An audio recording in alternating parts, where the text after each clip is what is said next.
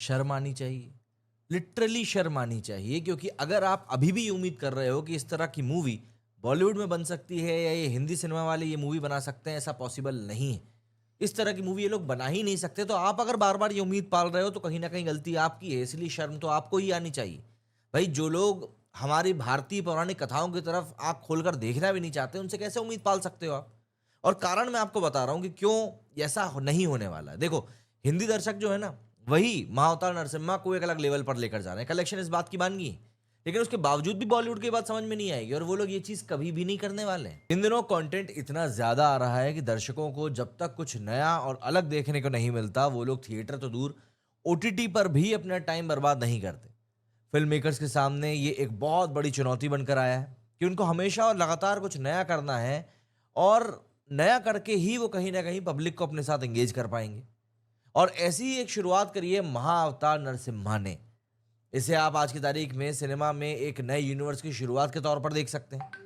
कहने के लिए ये एक एनिमेटेड मूवी है, जिसमें कि भगवान विष्णु और उनके सबसे बड़े बाल भक्त प्रहलाद की कहानी दिखाई गई है। और इसे जिस तरह से दिखाया गया है वो अपने आप में इतना अद्भुत है कि यकीन मानिए इस मूवी को मिस करना एक बहुत बड़ा, मुझे लगता है कि सेटबैक होगा आपके लिए।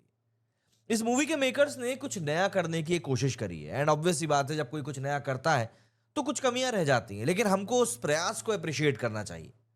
और इस फिल्म के मेकर्स का कहना यह भी है कि वो ऐसी ही और पौराणिक कहानियां बनाते रहेंगे और इसको उन्होंने महाअवतार यूनिवर्स की पहली फिल्म बताया है।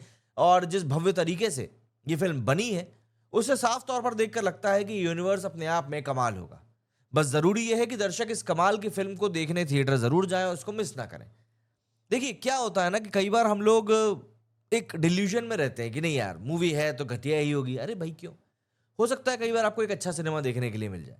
और ऐसा इस मूवी के साथ में भी हो रहा है। देखिए मैं तो कलेक्शन की बात करता हूँ। पहले दिन मूवी का कलेक्शन 1 करोड़ का हुआ था और दूसरे दिन 150% का इजाफा हो गया। मतलब दर्शकों को वर्ल्ड ऑफ माउथ के बाद मूवी देखने की इच्छा हुई और अब और लोग इसको मूवी को देख रहे हैं। देखिए, बचपन से ही हमने नरसिंह अवतार की कहानियां हमेशा सुनी है। हम सभी जानते हैं कि देवताओं और पृथ्वी को हिरण्यकश्यप राक्षस के अत्याचारों से बचाने के लिए भगवान विष्णु ने नरसिंह अवतार लिया था। मगर डायरेक्टर अश्विन कुमार ने आज के जेनजी दर्शकों के लिए एनिमेटेड मूवी के मीडियम से भारतीय संस्कृति, इंडियन कल्चर और भगवान विष्णु के अवतारों को जिस तरीके से, बल्कि जिस मनोरंजक तरीके से पेश किया है, वो अपने आप में एक बहुत ही ज्यादा अप्रिशिएबल कदम कहना चाहिए। अगर हम कहानी की बात करें तो इस मूवी की कहानी की शुरुआत होती है महर्षि कश्यप द्वारा संध्या वेला में की जा रही पूजा से। तभी उनकी पत्नी दिति पुत्र की प्राप्ति की प्रबल इच्छा व्यक्त करती हैं और महर्षि से सहवास की प्रार्थना करती हैं। कश्यप उसे समझाते हैं कि शास्त्रों के अनुसार ये समय रजोगुण और तमोगुण से युक्त है, जिसमें दैवीय नहीं बल्कि असुरी शक्तियां सक्रिय रहती हैं और ऐसे समय में गर्भधारण करने से अशुभ फल वो दे सकता है। इसके बावजूद भी दिति अपने आग्रह पर अड़ी रहती है और अंततः महर्षि कश्यप संध्या वेला में ही उसके साथ सहवास करते हैं। मगर उनकी आशंका सत्य साबित हो जाती है। दिति के गर्भ में हिरण्याक्ष और हिरण्यकश्यप जैसे राक्षसी प्रवृत्ति के भ्रूण अपना स्थान ग्रहण कर लेते हैं, जो कि भविष्य में अपने अत्याचारों से संपूर्ण ब्रह्मांड पर हाहाकार मचाने वाले थे। इसके बाद कहानी इन दोनों राक्षसों के बढ़ते अत्याचारों और दैवीय शक्तियों के साथ उनके संघर्ष के साथ आगे बढ़ती है। देवताओं, ऋषियों और आम जनों पर हुए अत्याचारों से आक्रोशित होकर भगवान विष्णु 2 बार अवतार लेते हैं। वराह अवतार में वे हिरण्याक्ष का वध करते हैं, जो कि पृथ्वी को पाताल लोक में ले गया था, और नरसिंह अवतार में वे उस हिरण्यकश्यप का वनाश करते हैं जो स्वयं को ईश्वर समझने लगा था।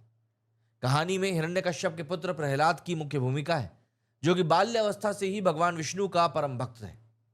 डायरेक्टर अश्विन कुमार अपनी इस एनिमेटेड मूवी के जरिए मानवीय संवेदनाओं की बारीकी से पड़ताल करते हुए नजर आए हैं, जो अहंकार, लोभ, वासना और जलन जैसी विनाशकारी तत्वों के जरिए सत्ता हासिल करने की जिद्दी मानसिकता को कहीं ना कहीं सामने लाकर रख देती है। हालांकि मूवी का पहला भाग बहुत मीडियम स्पेस से आगे बढ़ता है, पर कहानी के आगे बढ़ने के साथ ही अश्विन कुमार की भावपूर्ण कहानी भारत के प्राचीन महाकाव्यों को एक तरीके से समकालीन संवेदनाओं से जोड़ देती है, जिससे कि आज की पीढ़ी के लिए काफी ज्यादा प्रासंगिक और एक तरीके से मोटिवेशनल भी हो जाता है। देखिए, मूवी की अगर मैं बात करूं तो ये एक कमाल की फिल्म है, जिसे देखते हुए आपके रोंगटे पक्के तौर पर खड़े हो जाएंगे। एनिमेशन इतना जबरदस्त है कि आपको यकीन नहीं होगा कि यह फिल्म इंडिया में ही बनी है, जबकि इस फिल्म का पूरा वीएफएक्स इंडिया में है।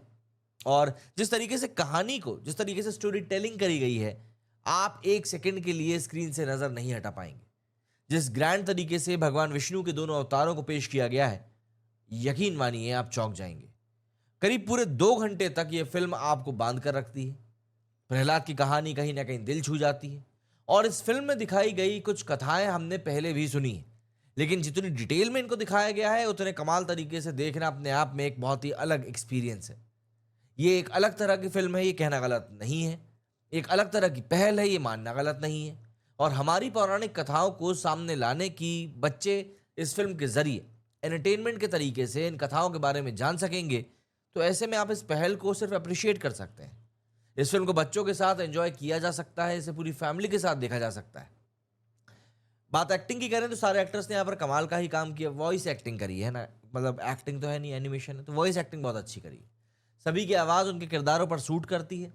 आदित्य राज शर्मा, हरिप्रिया मट्टा, संकेत जायसवाल, प्रियंक भंडारी, वसुंधरा बोस, हरजीत वालिया, संचित वर्तक, सांवरी याज्ञनिक और दिनेश ने इस फिल्म में अपनी आवाज़ें दी, और इनकी आवाज़ों से इस फिल्म के लेवल को और भी ज़्यादा ऊंचा मिल गया है। डायरेक्शन और राइटिंग की बात करें तो अश्विन कुमार की राइटिंग और डायरेक्शन काफ़ी बेहतर है। उन्होंने इस पूरी कहानी को बड़े ही दिलचस्प तरीके से पेश किया है। कहानी का फ्लो काफ़ी स्मूथ है, काफ़ी एंटरटेनिंग है। कहीं ऐसा कोई ग्लिच नहीं दिखाई पड़ता जिसको कि देखकर आपको लगे कि यार कुछ ज़्यादा ही खींचा जा रहा है। हाँ, ऑब्वियस सी बात है, फिल्म के एनिमेशन में कुछ एक कमियां ज़रूर हैं, मगर एनिमेशन का लेवल तो ऑब्वियस सी बात है बढ़ाया ही जाएगा। तो इसमें कोई डाउट नहीं है कि ये एक नायाब एनिमेशन मूवी बनकर आई है, और ये उस स्कोप के साथ में आई है कि भविष्य में और भी ज़्यादा बेहतर कर सकती है। लेकिन इसके बावजूद कहानी के डायरेक्शन, बुराई पर अच्छाई की जीत, संघर्ष, समय की महत्ता क्या होती है और ईश्वर की कृपा में भरोसे रखना की जो भावना है, वो सब दर्शकों के सामने लाने में डायरेक्टर सफल हुए। हालांकि गानों की कोरियोग्राफी, लड़ाई की भव्यता और सीमित स्क्रीन टाइम वाले एनिमेटेड किरदारों के जो हाव भाव हैं, उनके ऊपर ऐसा लगता है कि शायद उतनी मेहनत से काम नहीं किया गया, उनको थोड़ा सा और वास्ट बनाया जा सकता था। बावजूद इन सब खामियों के ये फिल्म इमोशनल डेप्थ और आध्यात्मिक रूप से लोगों को जोड़ने में कामयाब रहती है। ये दैवीय राक्षसी शक्तियों को ही नहीं, बल्कि होलिका दहन जैसे त्योहार का महत्व भी समझाती है। डायरेक्टर अश्विन कुमार ने इस पौराणिक कथा को कहीं भी जटिल नहीं होने दिया। इसकी कहानी, इसकी स्टोरी टेलिंग और विजुअल्स इतनी अपील बनाती है दर्शकों से कि आप मतलब इसको देखते ही रह जाएंगे। फिल्म में एक्शन, रोमांच और भावनाओं को सटीक तरीके से दिखाया गया है। नरसिंह के युद्ध वाला क्लाइमैक्स बहुत ज़्यादा एंटरटेनिंग है। तो दोस्तों, ये कहना गलत नहीं होगा कि Mahavatar Narasimha is not just a movie anymore, it's turning into a full on movement. ये फिल्म एक नई वाइब क्रिएट कर रही है और लोग इसके लिए लिटरली क्रेजी हो रहे हैं। रिपोर्ट्स तो ये भी आ रही हैं कि मल्टीपल सिटीज़ में लॉर्ड कृष्णा और विष्णु के जो मंदिर हैं, वहाँ के जो ऑर्गेनाइजेशंस हैं, पूरे पूरे शोज बुक कर रहे हैं, मतलब कि पूरा थिएटर बुक कर रहे हैं।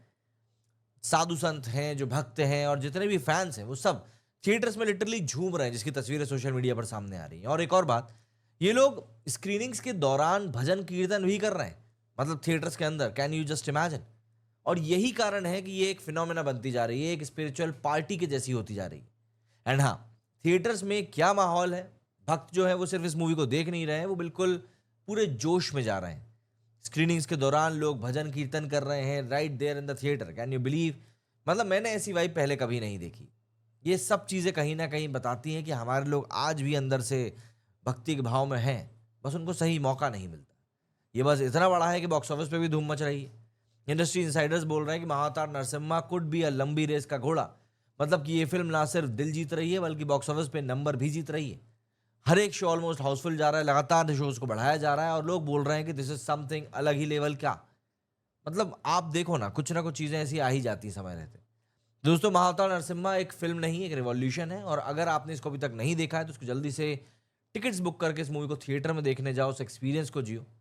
क्योंकि एनिमेटेड फिल्मों की भी अगर आप शौकीन हैं, पौराणिक कथाओं में आपकी दिलचस्पी है, तो भी ये मूवी आप बच्चों के साथ देख सकते हैं। कुल मिलाकर मैं बस इतना ही कहूँगा कि ये मूवी आपको मिस नहीं करना चाहिए। This is a must watch movie.